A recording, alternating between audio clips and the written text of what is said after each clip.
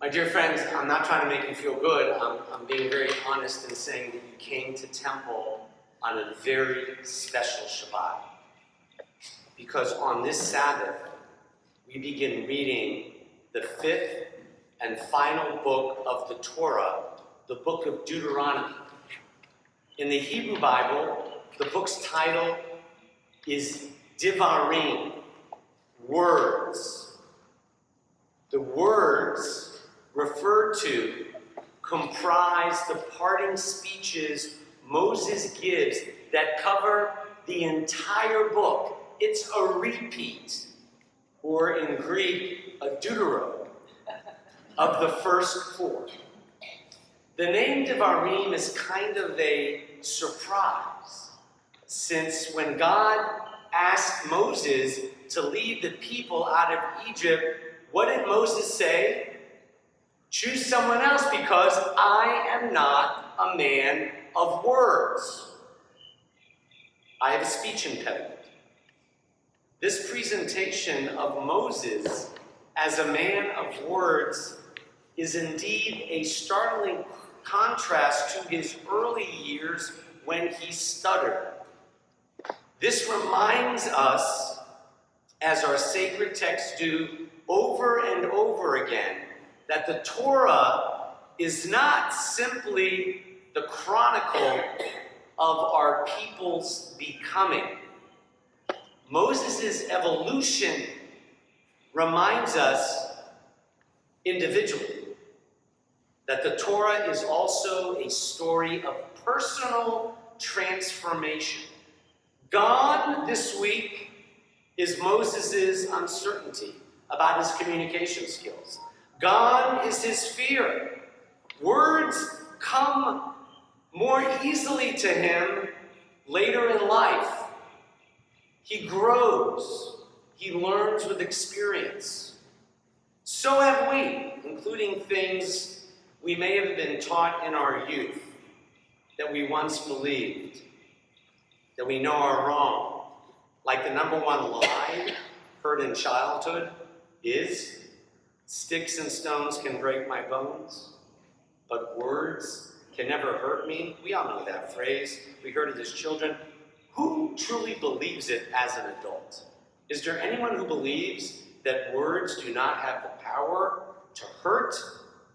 If words couldn't hurt, we would have more family members talking to each other, fewer rifts among friends, fewer battles in this world.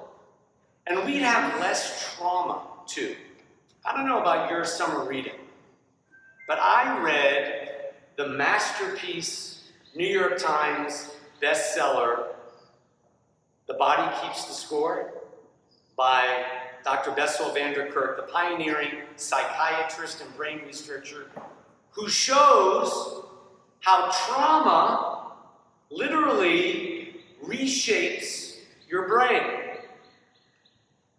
And related to this week's Torah portion, trauma can render people speechless. The author documents the tremendous power of our relationships and our words, both to hurt and to heal. Not that telling a trauma story in details will always help people to leave it behind. That was the old thinking of Freud in 1893. But remembering a painful event doesn't necessarily resolve it, and finding words to describe what happened can sometimes be transformative. But here's what I learned. For trauma victims, whether kids in the inner city or adults rendered speechless, talking does not abolish flashbacks or necessarily improve concentration. This is because trauma is the telling of a permanently unfinished tale, full of incomplete intervals. One Auschwitz survivor says in the interview to the psychiatrist, the self who was in the concentration camp is not me. It's not the person who is here facing you. The essence of trauma is that it is unbearable, overwhelming, unbelievable. A dual reality, the reality of a relatively secure and predictable present that lives side by side with a devastating, ever-present past. And while nobody can quickly heal a war veteran, rape victim, or child in the inner city experiencing trauma, what can be dealt with, and he gives us hope, are the imprints of the trauma on body, mind, and soul. Whether the chest pains of anxiety, the fear of losing control, or always being on alert for danger. Since trauma robs you of the feeling that you are in charge of yourself, the way to recover is to re-establish ownership of your body, your mind, and yourself. Divarim, words, or telling the story about the event, is therapeutic for some, but it doesn't guarantee that the traumatic memories will be laid to rest. And there is a reason for that I never thought about, and perhaps you haven't either. When people remember an ordinary event, they do not relive the physical sensations, the images, the smells or sounds associated with that event. For instance, everyone here knows where they were on September 11, 2001. Everyone remembers it because it was a traumatic event. Do you remember what happened on September 10th? Most of us do not. The point is, when people fully recall traumas, they have the experience. They're engulfed by the sensory or emotional elements. Brain scans actually show that the two areas in the brain that go blank when people talk about their trauma are the area that provides a sense of time and perspective, meaning making it impossible to know that was then, but I am safe now. And the second area in the brain that goes blank when traumatic events happen is the one that integrates all the images, sounds, and sensations into a coherent story. And when those parts of the brain are knocked out, you experience something not as an event like the beginning of the service, the middle of the service, and the end, but you just have ongoing fragments, images, sensations, emotions. And it's excruciating, it's difficult to put that feeling of no longer being yourself into words. Words, if you think about it, this week's Torah portion, language evolves primarily to share things out there, not to communicate what's going on inside.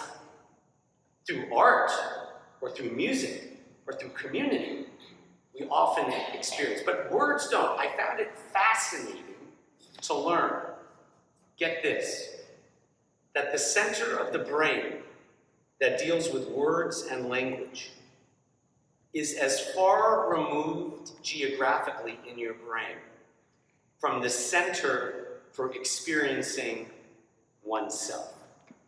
That's what the neuroscience confirms. Don't take it from a rabbi, take it from the neuroscientists and from Dr. Kerr. And that explains why most of us are better at describing someone else than we are at describing ourselves. The author and Harvard psychiatrist writes, quote, "If a patient tells me that he was 8 when his father deserted the family, I am likely to stop and ask him to check in with himself. What happens inside when he tells me about that boy who never saw his father again? Where is it registered in your body? When you activate your gut feelings and listen to your heartbreak," the psychiatrist writes, "when you are in touch with your insides, only then do things begin to change." And because trauma makes people feel like somebody else or like nobody in order to overcome trauma, it's not drugs that will fix it. You need to help to get back in touch with your sense of self, in touch with your body. And that is why this week's Torah portion, words, are essential. Words can help. But as we learned from Moses this week, it takes time. He's 120. And words can help or hurt depending on how we use them. What do we say? What words do we use when we're not sure exactly what to say? What divarim, if any, make a difference? Often the answer is not in what we have to say, but in what we do not say. And the answers we do not pretend to have. One woman, in the aftermath of experiencing shattering loss, listen to these please statements for you and me to think about. You can fill in the blank. The loss could be divorce, death, hurt, whatever. Here are her please statements. Please don't ask me if I'm over it. Please don't tell me how I feel. How can you possibly know how I feel? Please don't tell me that God only tests the strongest. If that's the case, make me weak. Please don't tell me God never gives you more than you can bear. Who decides how much another person can bear? So please just say this. Please just use these words. Please just say you're sorry. Please don't worry about your words. Just let me talk if I want to. And just be there. That's all. This woman's message contains powerful words, I think, in light of this week's Torah portion, and for us every day. Because comfort in Judaism isn't about words at all. In most cases, Judaism teaches silence is the best response of all. It's like flipping the expression we all know on its head. Instead of, don't just stand there, do something, Judaism basically says, don't do anything, just stand there. Let your presence be my comfort and strength. Or, because we all love Native American wisdom, at least I do, doesn't have to be Jewish. One wise father said to the members of his family, in the American Native Indian tradition, he said this to his family, during any rough times, here's my prayer.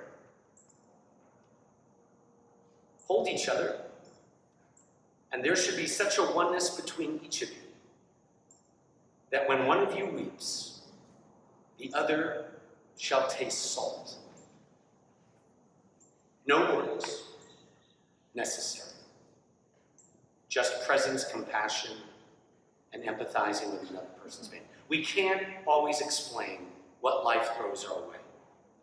Why the tree fell on the house. Why somebody suffered this week. Why things happen. But we can be there, quietly, simply, and when we speak, choosing our words carefully. So this week's Torah portion, Ele Divarim. These are the words. From now until the High Holy Days, 2 months. These will be the words Moses carefully chooses, after being unable to speak.